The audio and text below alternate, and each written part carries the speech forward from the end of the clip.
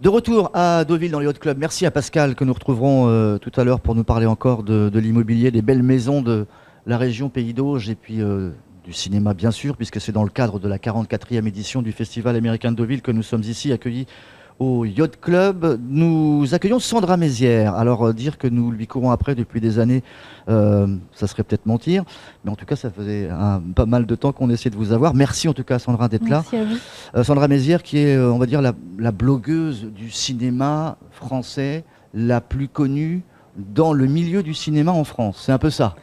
C'est à vous de le dire, Voilà. c'est pas à moi de le dire. Je vous remercie. Vous avez un parcours un peu atypique, vous êtes diplômé en droit, sciences politiques, vous avez un master 2 professionnel de cinéma obtenu à la Sorbonne, blogueuse et chroniqueuse cinéma, mais pas que, vous avez plusieurs blogs, vous êtes mayonnaise, originaire de Laval, vous êtes une romancière cinéphile, ça vous va ? Ça me va très bien de mettre romancière avant parce que maintenant j'essaie vraiment de me consacrer à ma passion pour l'écriture qui est ma passion indissociable de ma passion sur le cinéma, d'autant plus que mes livres parlent aussi de cinéma. Et cinéphile, je trouve qu'il y a toujours un petit côté pédant à dire cinéphile, alors j'aime bien dire passionné de cinéma. Alors le parcours cinéphile. à la sortie des études, est-ce que c'était logique que ça vous amène justement dans cet univers du cinéma et du roman ou pas du tout ? Est-ce que lorsque vous aviez 15, 16 ou 17 ans, vous vous destiniez à une autre profession ? Plus sérieuse peut-être. Quand j'étais toute petite, en fait, quand on me demandait ce que je voulais faire, mais vraiment toute petite, à 5-6 ans, je disais romancière. Déjà, j'étais passionnée par l'écriture. J'écrivais déjà des tout petits textes, pas à 5-6 ans évidemment, mais j'ai commencé assez tôt. Et le cinéma a toujours été ma passion aussi. Mon papa était vraiment passionné de cinéma, il m'a transmis cette passion. Donc ce sont vraiment pour moi deux passions indissociables. Et puis à l'âge de 15 ans, lors d'un week-end avec mes parents, je me suis retrouvée à Deauville au moment du festival. Et j'ai eu le coup de foudre pour les deux en fait, pour la ville et pour le festival du cinéma américain, enfin les festivals en général dont je découvrais l'ambiance. Et puis après, je me suis mise à faire des petits concours d'écriture qui m'ont amenée à intégrer des jurys de festival. Et puis ça a commencé comme ça. Et j'ai continué mes études parce que ça marchait bien, donc en droit à Sciences Po parce que ça m'intéressait aussi. Mais la passion l'a emporté et c'est pour ça que j'ai dévié de route ensuite. Si le cinéma vous n'avez pas attrapé, vous serez peut-être dans la politique ? La politique, je pense pas. Je pense que j'ai pas le cuir assez dur pour. Ça me passionne, ça m'intéresse vraiment énormément, mais je pense pas. Par contre, peut-être une carrière de juriste ou je sais pas. Je pense que j'aurais continué là-dedans, avocate ou je sais pas du tout. En tout cas, c'est une passion qui vous fait vivre maintenant, on peut le dire ? Oui, on peut le dire. Oui, on peut le dire. Belle chance. Oui, c'est vrai que c'est un privilège de pouvoir vivre de sa passion. Des romans, vous êtes l'auteur notamment d'un roman publié en 2016 qui s'appelle La mort dans l'âme. C'est un livre qui raconte un deuil sur fond de cinéma et d'amour à Cannes. Voilà, et qui se déroule en temps réel au Festival de Cannes 2014. Que vous avez écrit quasiment au festival ? Je ne l'ai pas écrit au festival, je l'ai écrit après parce que ça m'a pris quand même beaucoup de temps. Et puis c'est vrai que le rythme des festivals est tellement intense que de toute façon on n'a pas le temps d'écrire. Mais l'intrigue se passe pendant le festival 2014 et j'utilise ce qui s'est passé pendant ce festival. Donc les projections, les films, les invités. Donc les gens qui étaient là cette année-là peuvent retrouver le festival et ceux qui n'y étaient pas découvrir l'atmosphère vraiment d'un festival. Et vous avez aussi commis un recueil de nouvelles sur les festivals de cinéma intitulé Les Illusions parallèles, qui est sorti en septembre 2016 et qui ressort là, qui est réédité. Alors il va ressortir avec une nouvelle couverture, le roman également, parce que mon éditrice a envie de les pousser en avant, donc les deux vont ressortir. Et donc, mais le contenu sera identique, bien entendu. Donc c'est 16 histoires, des rencontres dans les univers des festivals, ça va de Deauville à Cannes, Cabourg. Il y a Monaco, il y a Dinard, il y a Lyon, Cannes évidemment.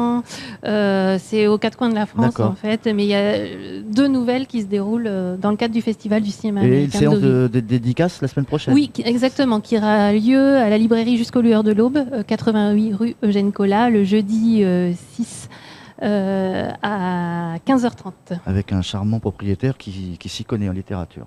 Oui. Voilà. Vous vivez donc votre vie sur grand écran, vous la vivez avec passion, c'est une passion donc qui vous fait vivre, etc. Puisqu'il y a des partenaires, des sponsors maintenant, etc. Donc tout va bien. Pourquoi vous n'écrivez pas, ou alors j'ai raté quelque chose, sur le monde de la télé et des séries ? Il y a des festivals aussi pour ça. Alors, Ou là, vous n'avez pas la télé chez vous ? Si, j'ai la télé, mais c'est vrai que je suis moins adepte de séries et de télévision et je regarde énormément de films.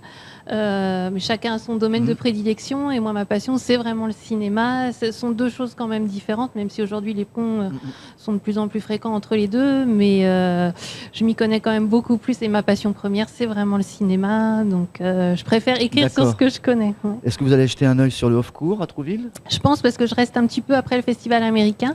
On m'a conviée, donc je pense que je vais peut-être y faire une petite...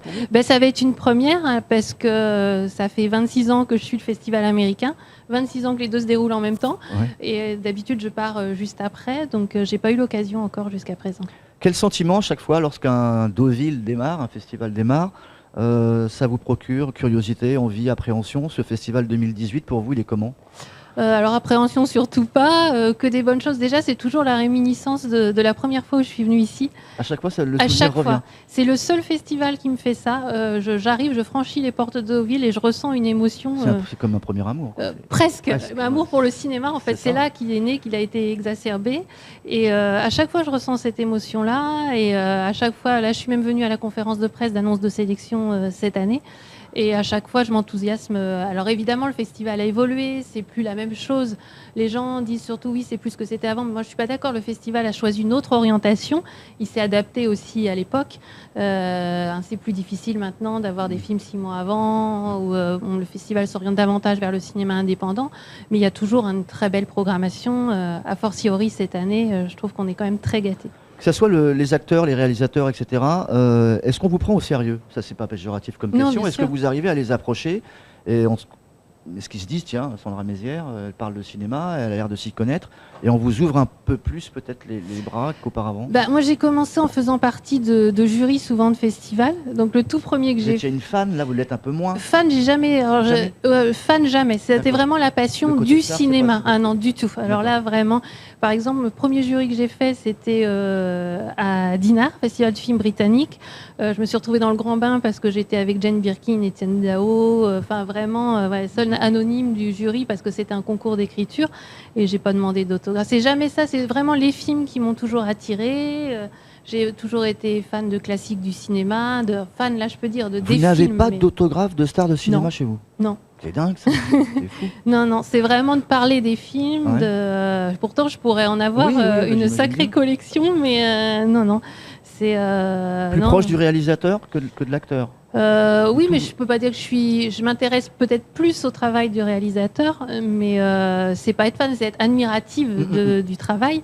Mais fan, non. Donc si une copine vous demande le numéro de téléphone d'un acteur, vous dites... ça j'en ai peut-être par contre, mais je le donnerai pas. Mais oui, ça. Par contre maintenant, oui, parce que évidemment, au fil des années, et puis j'ai connu des gens qui n'étaient pas connus à leur début. Par exemple, Pierre Ninet, qui aujourd'hui est une immense star.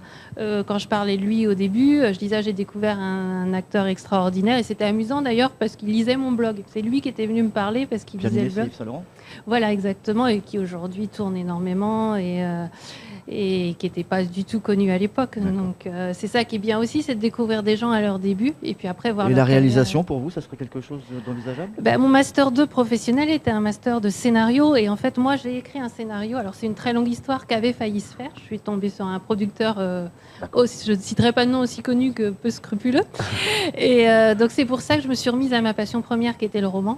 Et il y avait des liens avec La mort dans l'âme, donc j'ai adapté. Et maintenant j'ai envie de m'y remettre, de me remettre à l'écriture de scénario. La réalisation, c'est un vrai métier, donc moi je pense ne pas avoir les qualités pour, mais par contre écrire des scénarios, oui. Alors derrière le cinéma, derrière les romans, Sandra Mézières, d'après ce que j'ai compris, c'est aussi Paris, parce que c'est votre ville natale. Je suis née à Laval en fait. Je vis à Paris et à Laval. Enfin, j'ai un domicile. Alors la question, juste pour se quitter, un roman avec comme toile de fond le Jardin de Luxembourg. Est-ce que ça serait... D'ailleurs, il y a une de mes nouvelles qui se passe dans le recueil de nouvelles, qui se passe non loin du Jardin du Luxembourg. C'est un endroit privilégié pour vous? Oui, c'est un endroit magique, très cinégénique d'ailleurs, très romanesque. Mais là, j'ai écrit une nouvelle il y a pas très longtemps qui se déroule dans ce cadre-là. Dans les tiroirs, il y a quoi actuellement? Il y a 2 romans, beaucoup de nouvelles. 2 romans, dont un dont je sais qu'il sera publié par ma maison d'édition actuelle.